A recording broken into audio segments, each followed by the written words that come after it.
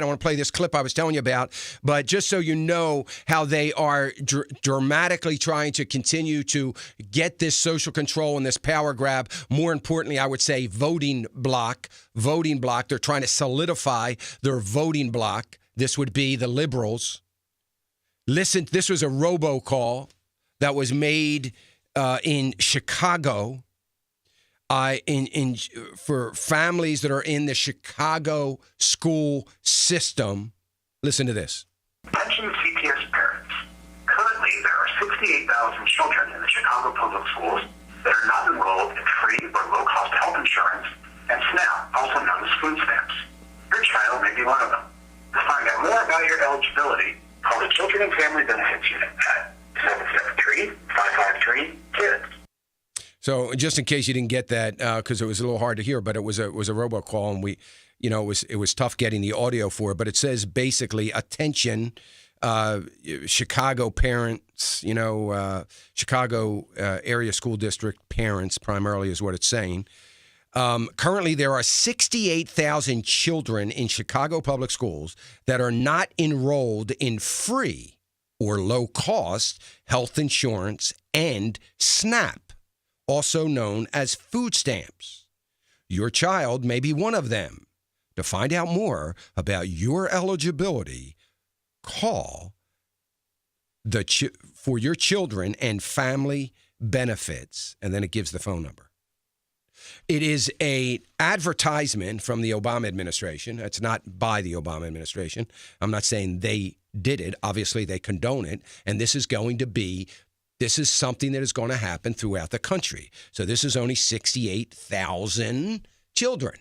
But for every 68,000 children you get enrolled in food stamps, you have 68,000 people, parents, that you have probably just solidified voting for you or your particular party. See, the goal has always been, I've been saying this since 2008. The goal is going to be and is of the progressives to continue to grow a larger, stronger government with more power, more social control, and regain or gain a voting bloc that is going to be a voting bloc that will not be possible to defeat. Margaret Thatcher maybe came the closest. But when you look at the UK or any of the socialized governments, remember, once we have a voting bloc of 50% plus one person, once we have the majority of American voters taking advantage of our tax-paying public assistance and the government just encouraging, campaigning to recruit more and more people to get that majority of the voting bloc. Do you understand that those of us who want to stand and defend the Constitution of the United States, that want to defend a three-system government like we have of the legislative branch and the judicial branch and the executive branch, that want to defend what our founding fathers believed was going to be a government that was going to be governed by the people and for the people in this great republic? Do you know that all of us that believe that and want to defend that and stand up and vote for that, we will never be able to win another election, just like Europe? That's why there's no chance of changing it, because everybody running against the person that is trying to get us back to the fundamental values of the Constitution, to not only the Christian principles, but the governing principles of the Constitution. Anybody that tries to do that, they're going to say just a few words against their opponent. They're going to say, if you vote for that person, you will lose what is sustaining you. You will lose it. Do you really want to vote for that person? Do you think they're going to vote to see that the Constitution is upheld and we get back to a republic that this country was founded and based on? Do you really think that's going to happen? Well, it's not. You just have to look at the last 50 years over in Europe. It's not going to happen. And we are getting so close to that. So close to that. It's just a matter of time through the systematic power grab that the federal government is doing to state government. It's just a matter of time before all states will lose their sovereignty and their power. It's just a matter of time.